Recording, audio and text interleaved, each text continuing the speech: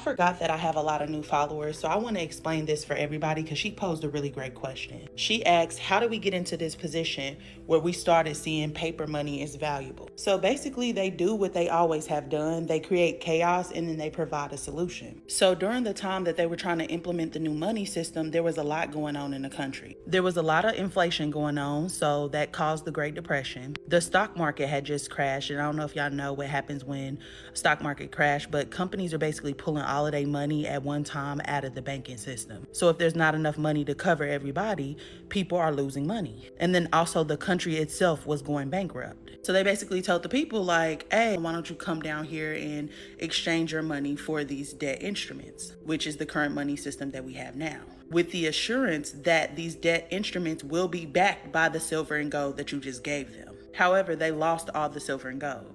Now, I also said that the United States was bankrupt, which gave way for another corporation to come in and purchase it, allegedly. And that's how we went from being America to the United States of America to the United States Inc. The name changes when ownership changes. So now this corporation has stepped in and they are responsible for providing the services under the 19 Express Powers. And that's why we have all these corporations, and the corporations are running things because the corporations are providing the services. You see the correlation? So now that they have these new debt instruments, they need somebody to print the money. Now that would normally be the state that you were in, because every state is technically a country. Think like Europe, how there's France and Spain like right next to each other, but they're separate countries sharing the same continent. That's how our states are. Our states are technically their own country. So each state should be printing the money, but instead they hired the federal government to do it. So they came up with this system called the Federal Reserve. Well, there were 3 people who are opposing the Federal Reserve, but it just so happened that all 3 of them got on the Titanic and they died. And under executive order, they signed into law the Federal Reserve behind closed doors.